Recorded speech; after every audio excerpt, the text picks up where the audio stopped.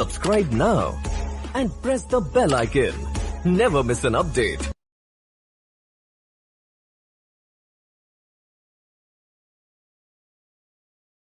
आज हम लोग डिस्कस करेंगे रैंडम वेरिएबल के बारे में, पीडीएफ के बारे में, सीडीएफ के बारे में। रैंडम वेरिएबल के बारे में आप लोग जानते हैं, रैंडम वेरिएबल क्या है? तो रैंडम वेरिएबल मैपिंग है पॉसिबल आउटकम का सैंपल स्पेस के साथ, ठीक है?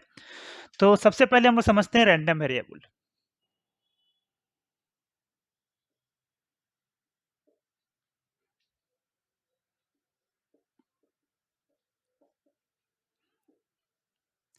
इसको हम लोग एक्सपेरिमेंट से समझते हैं। चलिए एक्सपेरिमेंट क्या करते हैं? पूरा प्रोबेबिलिटी में तो एक्सपेरिमेंट का ही खेल है। 2 कॉइन्स को टॉस करते हैं। 2 कॉइन्स को जब आप टॉस करते हैं तो सैंपल स्पेस क्या होगा? हेड हेड हो सकता है, हेड टेल हो सकता है, टेल हेड और टेल टेल। 4 सैंपल स्पेस होंगे। सैंपल पॉइंट 1 इसको बोलते हैं सैंपल पॉइंट 1, इसको S1 से डिनोट कर दें, इसको S2 से डिनोट कर सकते हैं, इसको S3 से और इसको S4 से। इसका नंबर ऑफ हेड्स को आपने x नाम दे दिया, ठीक है? तो x ऑफ x कहने का मतलब x ऑफ x का मतलब हो गया कि नंबर ऑफ हेड्स का वेरिएबल, इसी x को बोलते हैं हम लोग रैंडम वेरिएबल, ठीक है? अब यहाँ पे देखिए सैंपल पॉइंट S1 में हेड की संख्या कितनी है? 2। सैंपल पॉइंट 2 S2 में हेड की संख्या कितनी है? 1, राइट? सैंपल पॉइंट 3 में हेड की संख्या कितनी है? 1 और सैंपल पॉइंट 4 में हेड की संख्या कितनी है? 0, ठीक है? तो हेड की काउंट यहाँ पे देख लीजिए 0 से लेकर के 2, यानी 0 1 2 1 0 1 1 2। सैंपल पॉइंट S1 में 2 है, सैंपल पॉइंट S2 में 1 एंड 3 में ऑल्सो 1। ओके, इसको हम इस तरह से लिख दें, ठीक है? और सैंपल पर इसी मैपिंग को, इसी इंटीग्रेशन को हम लोग बोलते हैं random variable.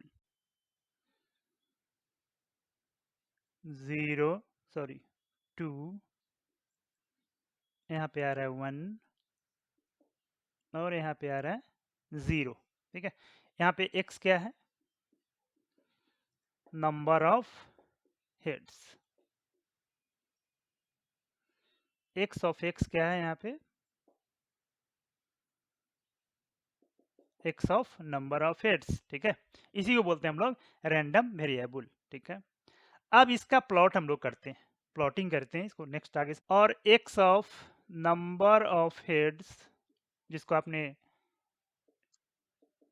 x small x से इसको हमने डिनोट किया, इसको क्या बोला था आपने? Random variable, random variable. और इसका रेंज क्या क्या था भी आपने देखा? 0 1 एंड 2, ठीक है? 0 1 एंड 2 रैंडम वेरिएबल का रेंज है यहाँ पे इस एक्सपेरिमेंट में, जहां पे आप 2 कॉइन को टॉस कर रहे हैं। अब देखिए टोटल सैंपल पॉइंट्स कितने हैं? 4, ठीक है? तो x ऑफ x 0 1 2। अब बताइए 0 आने की प्रोबेबिलिटी, नंबर ऑफ हेड्स 0 आने की प्रोबेबिलिटी कितनी होगी? 1। यहाँ पे 1/4, ओके? 1 आने की एक हेड आने की प्रोबेबिलिटी कितनी होगी? 2 सैंपल पॉइंट में 1 हेड आ रहा है, यानी कि 2/4, दैट इज 1/2। एंड 2 हेड आने की प्रोबेबिलिटी कितना है? 1/2, ठीक है? इसको बोलते हैं P of x equal to x, और इसी को बोलते हैं प्रोबेबिलिटी डेंसिटी फंक्शन, PDF, ठीक है? P of x equal to x को ही हम लोग बोलते हैं प्रोबेबिलिटी डेंसिटी फंक्शन, ठीक है? अब तीनों को आप जोड़िए, ऐड करेंगे तो कितना आएगा? 1। इसका क्या मतलब होगा? x, इसका मतलब हो गया summation of p equal to 1। यहाँ तो कोई डाउट नहीं होना चाहिए, एक इंपॉर्टेंट प्रॉपर्टीज भी हो गया ये, ठीक है? प्रोबेबिलिटी डेंसिटी फंक्शन, ठीक है? इसी को बोलते हैं। अब इसको हम लोग ग्राफ की तरह ग्राफ में समझते हैं।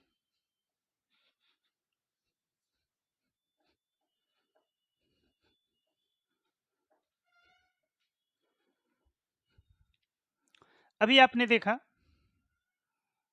x इक्वल टू एक्स और p ऑफ x, 0 था, 1 था और 2 था वेरिएबल। 0 पे आपका था 1/4, 1/2 एंड 1/4 और टोटल इक्वल टू 1। ओके,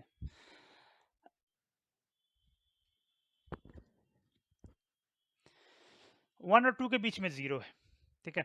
तो इसको हम लोग बोलते हैं डिस्क्रीट। किस टाइप का ग्राफ है? डिस्क्रीट, ठीक है। इसी पार्टिकुलर इंटीग्रल पॉइंट पे ही ये ग्राफ एग्जिस्ट कर रहा है। 0 पे एग्जिस्ट कर रहा है, 0 और 1 के बीच में एग्जिस्ट नहीं कर रहा है। 1 पे एग्जिस्ट कर रहा है, 1 और 2 के बीच में एग्जिस्ट नहीं कर रहा है। 2 पे एग्जिस्ट कर रहा है, 2 के बाद भी एग्जिस्ट नहीं कर रहा है, और 0 के बाद भी एग्जिस्ट नहीं कर रहा है। तो इसको हम लोग बोलते हैं डिस्क्रीट। तो रैंडम वेरिएबल दो टाइप का होता है।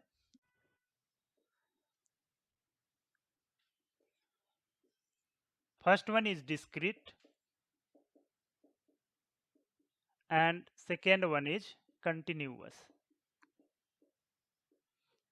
कंटिन्यूअस का मतलब हुआ कंटिन्यूअस, हर पॉइंट पे। जैसे अभी डिस्क्रीट में क्या था, वो सिर्फ इंटीग्रल पॉइंट पे 0 पे 1 पे 2 पे एग्जिस्ट कर रहा था। बट कंटिन्यूअस ग्राफ किस टाइप का होगा?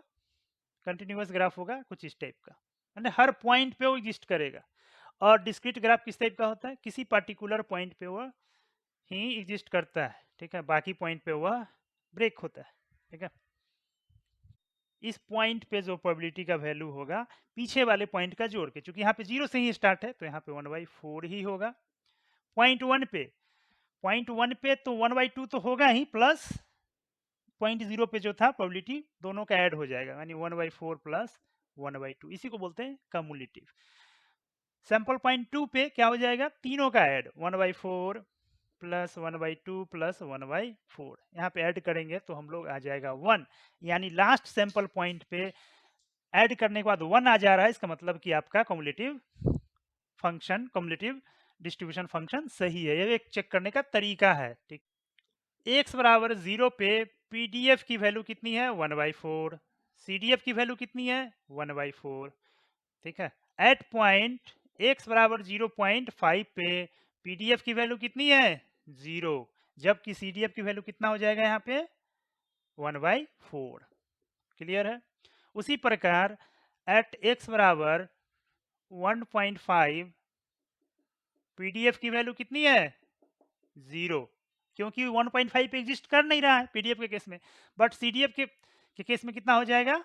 ए वाली 1/4 प्लस 1/2, यानी इस केस में मतलब हर प्रत्येक पॉइंट पे सीडीएफ एग्जिस्ट करता है, बट पीडीएफ किसी पर्टिकुलर रेंज में ही वह एग्जिस्ट करेगा। क्लियर है? यहाँ तक पीडीएफ सीडीएफ समझ में आ गया होगा। उम्मीद करते हैं कि आपको पीडीएफ और सीडीएफ समझ में आ गया होगा,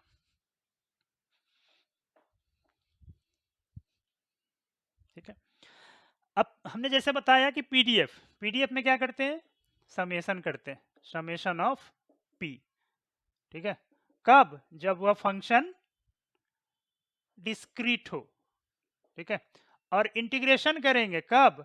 जब वह कंटिन्यूअस हो। इसको थोड़ा ध्यान में रखिएगा, समेशन होता है, ठीक है, बट जहां पे रेंज दिया रहेगा वहां पे हम लोग इंटीग्रेशन करेंगे। रेंज कब दिया रहेगा? जब फंक्शन कंटिन्यूअस होगा। जब डिस्क्रीट होगा तो पर्टिकुलर वैल्यू होगा, वहां पे हम लोग समेशन करेंगे।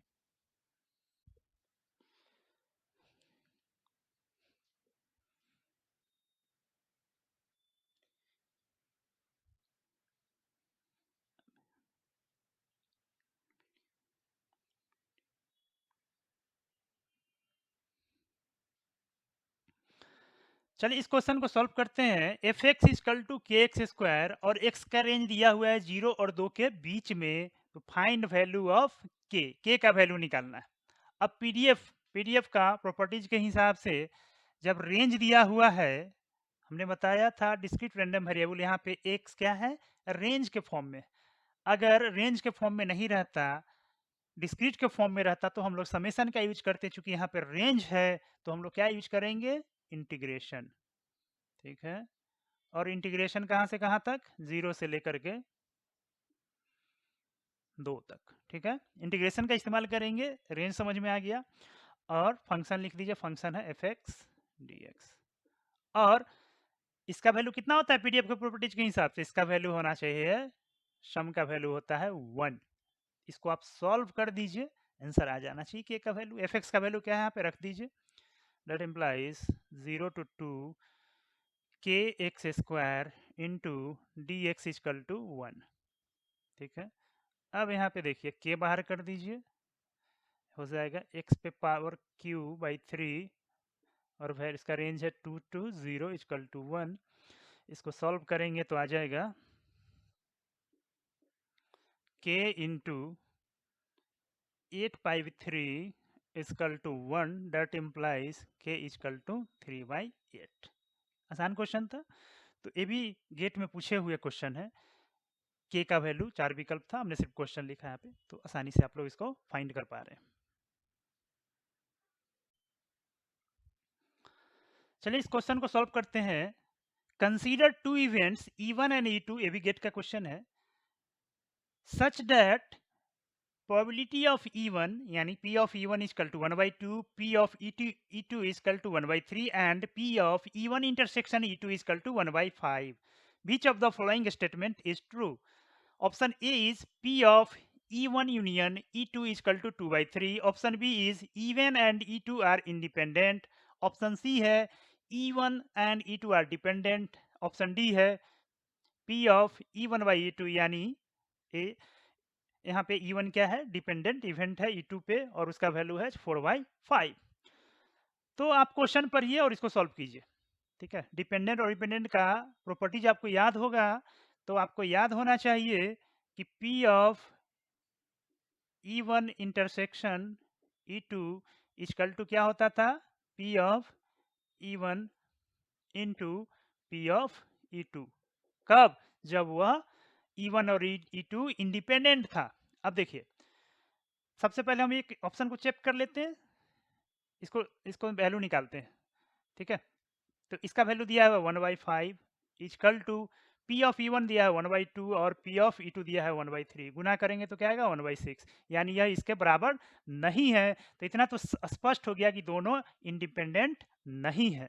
ठीक है, तो ऑप्शन बी तो यहाँ पे गलत हो गया। जब इंडिपेंडेंट नहीं है तो डिपेंडेंट होगा। ठीक है, तो क्वेश्चन देख के ही आप बता सकते हैं प्रॉपर्टीज के आधार पे कि ऑप्शन सी सही होना चाहिए। बट गेट का क्वेश्चन है, उसमें एक से अधिक ऑप्शन भी सही रहता है, इसलिए हम लोग सारे ऑप्शन को देखते हैं। चलिए, तो एक ऑप्शन तो आपका गलत हो गया बी। अब यूनियन वाला फॉर्मूला लगाइए, P of E1 union E2 equal to आपने पढ़ा था P of E1 plus P of E2 inter minus P of E1 intersection E2। ठीक है, अब देखिए P ऑफ E1 का वैल्यू दिया है 1/2, इसका वैल्यू दिया है 1/3 और माइनस 1/5। इसको कैलकुलेट करेंगे तो कितना आ जाएगा,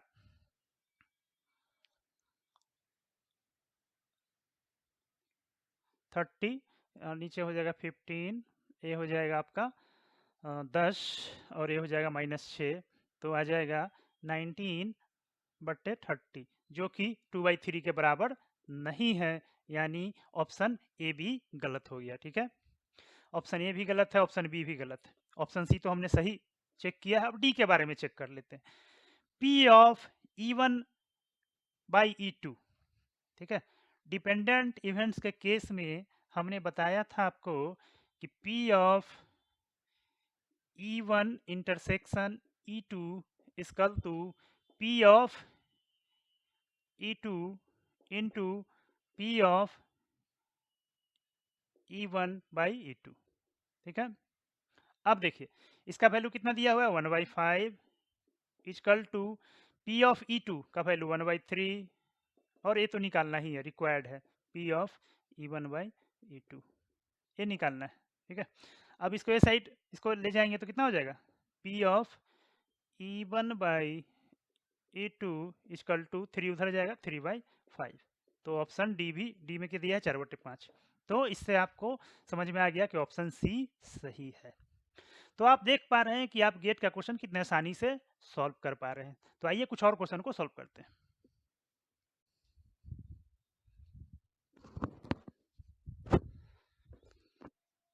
एक गेट का ही क्वेश्चन है, given P of A equal to 1, P of B equal to 1/2, the value of P of A by B and P of B by A are. ठीक है, अब ये बताने की जरूरत नहीं कि ए बाई बी क्या है, बी बाई, इतना आप पढ़ चुके हैं, समझ चुके हैं। तो 4 ऑप्शन दिया है, इसमें से निकालना है। ठीक है, अब यहाँ पे आप लोग थोड़ा सा इसमें कंसेप्ट यूज करेंगे तो बिना सॉल्व किए भी बना सकते हैं, अदरवाइज आप फार्मूला यूज करके भी बनाएंगे तो आंसर आ जाएगा। ठीक है, डिपेंडेंट वाले फार्मूला आप यूज करेंगे, देखने से लग रहा है कि डिपेंडेंट है क्योंकि डिपेंडेंट ऐसा लिखा हुआ है। गेट का क्वेश्चन है, थोड़ा तो घुमा के देगा ही कि ताकि आप कंफ्यूज हो जाए। तो या तो आप डिपेंडेंट वाला फार्मूला यूज करके बना लीजिए, इंटरसेक्शन वाली फार्मूला, उससे निकल जाएगा। अगर आप वो नहीं चाह रहे हैं तो आप क्या कर सकते हैं, कंसेप्ट सॉल्व करते हैं। Given P of A equal to 1, P of B equal to 1 by the value of P of A by B and P of B by A are. ठीक है, तो आप इसको या तो फार्मूला से बना सकते हैं, ठीक है, देखने में लग रहा है कि यह डिपेंडेंट इवेंट है, उसका फार्मूला आप इस्तेमाल करके इसको आप बना सकते हैं। अदरवाइज देखिए P of A equal to 1 यानी ए क्या है, सैंपल स्पेस है। ठीक है, तो सैंपल स्पेस है और पी दूसरा इवेंट बी है, तो इसका मतलब देखने से ही लग रहा है कि दोनों आपस में इंडिपेंडेंट है, दोनों इवेंट इंडिपेंडेंट है। जब दोनों इवेंट इंडिपेंडेंट है तो P of A by B equal to 1 हो जाएगा और P of B equal to A equal to, यानी P of A by B equal to P A equal to 1 and P of B by A equal to P B equal to 2, 1/2। ठीक है, यह बन जाएगा। But आप चाहें तो इसको फार्मूला से भी सॉल्व कर सकते हैं। आप चलिए फार्मूला से ही ट्राई कर लीजिए अगर ये कंसेप्ट समझ में नहीं आ रहा है तो। फार्मूला में आपने पढ़ा होगा P of A intersection B बराबर P of A into P of B by ए। ठीक है, और अगर इवेंट बी पहले होता था तो आप पढ़े थे P of B into P of A by B. ठीक है, इस फार्मूला को इस्तेमाल करके भी आप बना सकते हैं।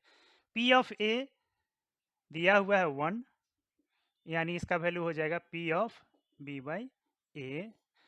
पी ऑफ बी दिया हुआ है 1/2, यानी इसका वैल्यू हो जाएगा 1/2 into P of A by B हो जाएगा। चूंकि यहाँ पे ए क्या है, 1 है, 1 क्या है यानी पूरा सैंपल स्पेस है, तो जाहिर सी बात है ए इंटरसेक्शन बी में का वैल्यू वही होगा जो पी ऑफ बी होगा, यानी पी ऑफ बी के बराबर ए हो जाएगा। और पी ऑफ बी कितने दिया हुआ है 1/2, यानी इसका वैल्यू हो जाएगा 1/2। ठीक है, क्लियर है। यहाँ पे आप रख लीजिए 1/2 और इसको सॉल्व कर लीजिए तो P of A by B हो जाएगा 1। ठीक है, तो या तो आप फार्मूला से बना लीजिए या फिर कंसेप्ट समझ के बना लीजिए, दोनों में आंसर सेम आएगा। Thank you.